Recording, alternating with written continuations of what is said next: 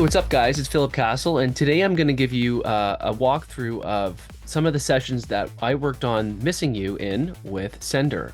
So this is the first initial session, and this is actually the stems that Sendr sent me, and I'm going to take you through different sessions that I worked on in the process.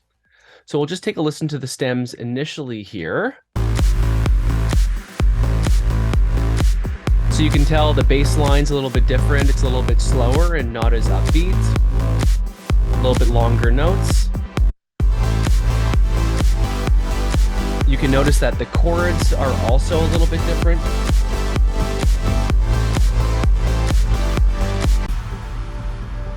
But there's certain things that I really liked, like that little guitar note in the background, that little clock tick, which is really cool. Loved these little toms, and we kind of incorporated them when we brought in the beat here in the breakdown. But as you can kind of tell, I'll just play the main drop. Sounds really, really cool, but you know, to me, just didn't really sound like a Philip Castle track. And so when I heard these initial stems, I thought, okay, there's some really great ideas here.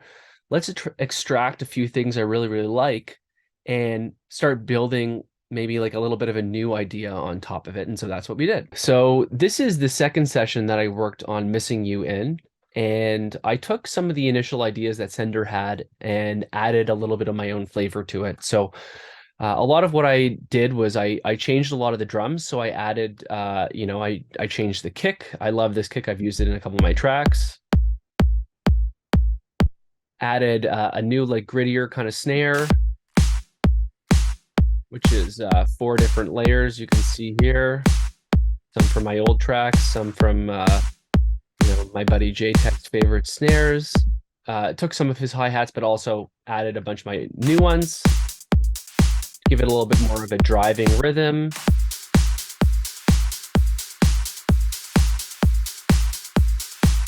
With some loops and stuff in here.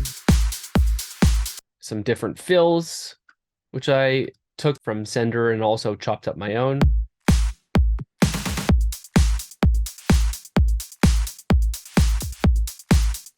So kind of made the track a little bit more driving, bringing up the energy a little bit. And then I took some of his bass sounds and I started playing around with them. And what I love doing is using this Sound Toys Tremolator plugin. And so I'll play you with the bass I took. I chop up a bunch of stuff. I love just like working in audio. It's kind of like therapeutic for me.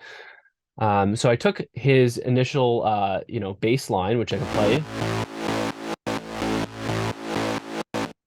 And what I did is I added a tremolator to it. So I made it to this. And then I pitched this one up. I actually use this transpose button a lot in Logic. So I pitched up the audio up an octave. And so I also did this with his mid bass that he had, which if you take off all the plugins was this. Very cool, but once you put on all the plugins. And one plugin that's doing a lot is this Maserati like acoustic guitar plugin. I saw Audion use it once in a lecture he gave, and I've been using it sometimes on my sound. So I'll just play it without. It's a little bit dull. This just brightens it up like a ton. And yeah, just from there, just started layering my own other sounds on it. Chopping up some loops from Sunny Lax here. Adding, this is an Alan Watts bass here. And so, started to sound a little bit more like the completed track. Oh, I have a sub bass here. This is like the sub I love to use.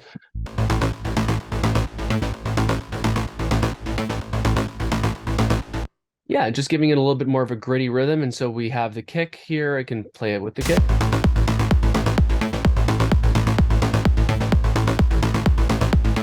In the final version, we actually shortened this from a minute to 45 seconds. And it just to make it a little bit shorter and cleaner. And I thought it was really cool.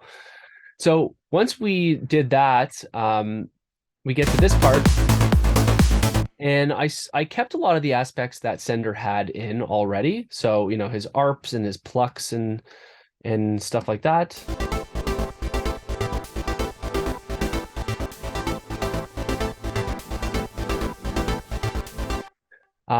We eventually got rid of them, but this is just like another step along the way. And we eventually got to this breakdown. And this is kind of where the track really started to take shape on top of the new bass line is I changed the chord pattern. So before it was A, G, A minor, F, sorry, A minor, G, F, and then G. And I changed it to A minor, F, G, and E minor after playing with it for a little bit, just kind of like noodling around on the keyboard.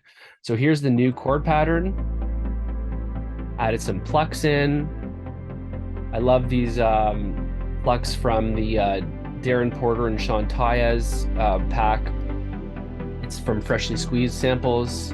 Just have a few presets I really gravitate towards, like this Parent's Daughter and D34 DC4T, whatever that is.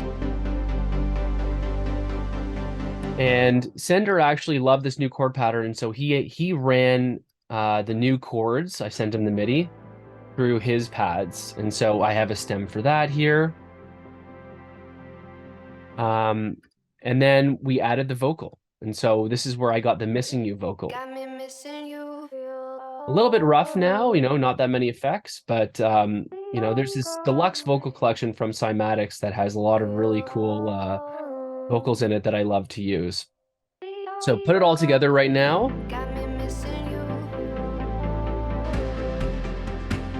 And if you ever don't know what effects to use, just take some effects from a past track that you did and throw them in, and it often works. So the real piece of this puzzle that wasn't complete right now is, what do we do for the main drop that's going to keep this energy up? And so I fiddled around for a lot and I hit a wall. This is when I hit a wall, and this was my initial idea.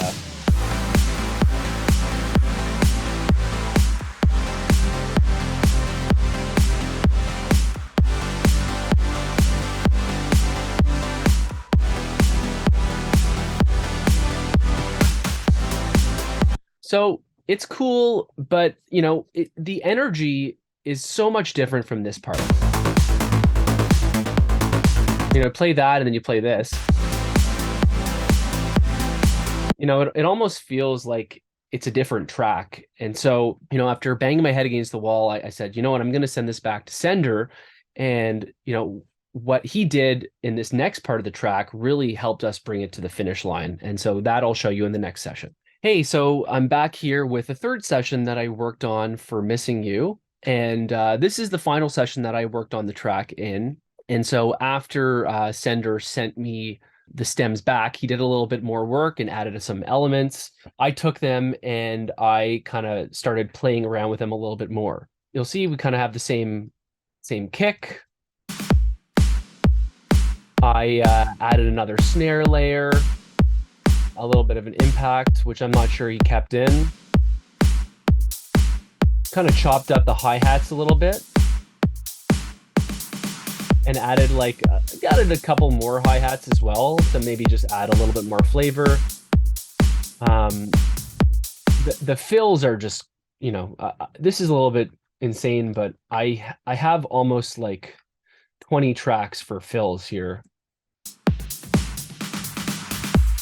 And it's like a couple claps and a tom or something like that. So probably not necessary, but it works. So with fills, what I like to do is I like to chop up fill. I take some full fills, and I also like to chop up samples and kind of throw them in audio as well. Without the claps, actually, it's a little bit different. The claps kind of add a lot here. Yeah, with that nice echo there. Used it on my track Horizon with Koya, just really, really worked. And so I threw those into here. The bass, what I did is I took the stems I sent to him, I reduced a lot of the work. And so we have the original stems from my session, and there's a response combo, I think. And then, there's a couple more here. And then what I did is I just started adding like some more layers that I thought sounded really, really good. Um, there is just a little bit of MIDI stuff there.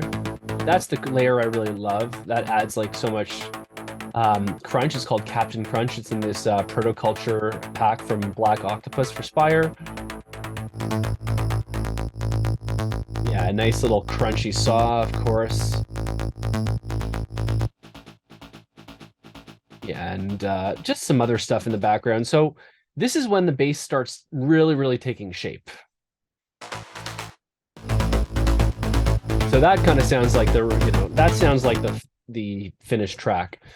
Um, as you can kind of tell, this section here is a minute long. We actually shortened that for the final version. So it comes in a little bit slower.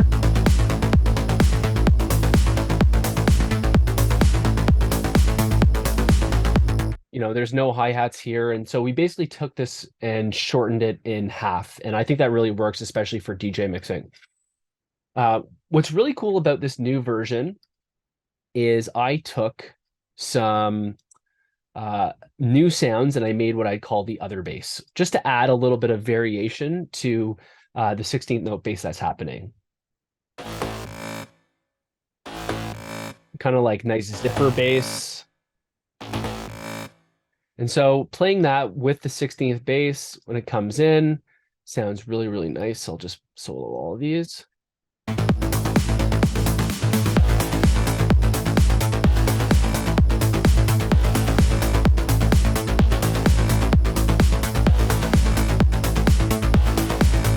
Yeah, just like, just adds a little bit more flavor. And then all the melodic stuff that's happening here is a little bit like, just to stay in the background a little bit, give a little bit flavor as the song progresses. The main hook here is this Missing You vocal. And what I did is I put a sound shifter plugin on here and I automated the pitch and created a riser with it.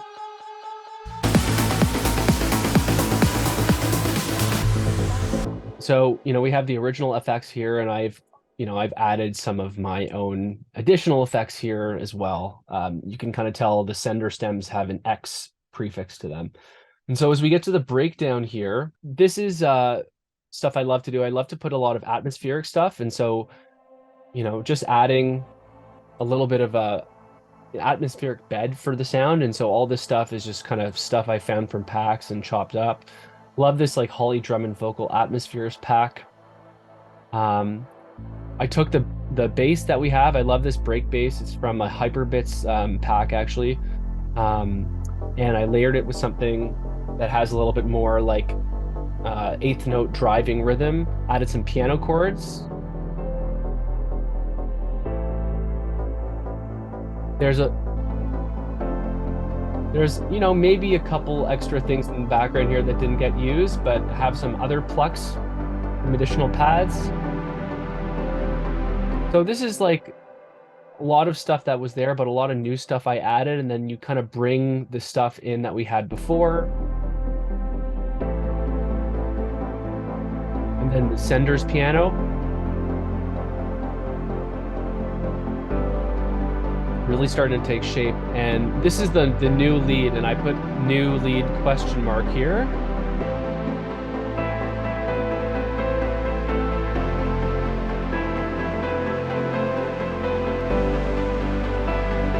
And yeah, that really kind of brought everything home.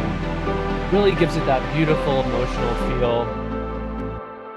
And with my pianos, my secret trick, I mean, it's not so secret, is Logic's tape delay, cut off the low end, cut off the high end, lots and lots of feedback on a quarter note.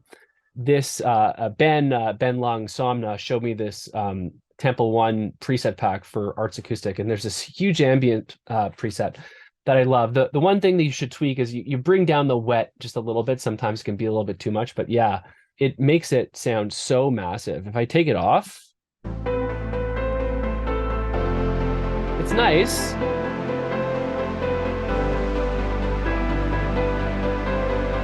but you hear that like, that huge delay, like that huge space from the reverb, even when I stop playing it, just adds so much. Yeah, vocals. Got me missing you.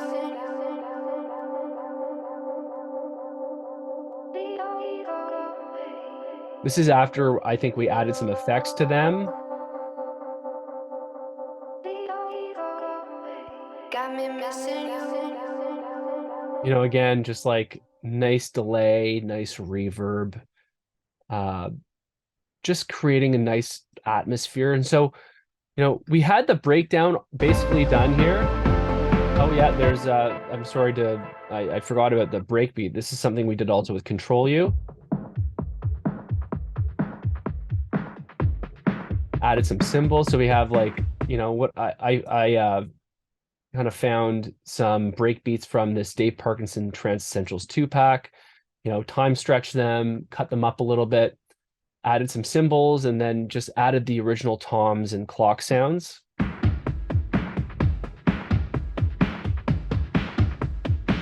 And with everything,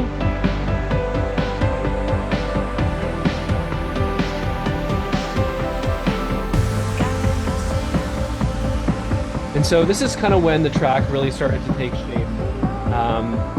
As you'll start to hear, there's this new, like, really epic saw synth that gets brought in here, and Sendr called this the X-Fire synth.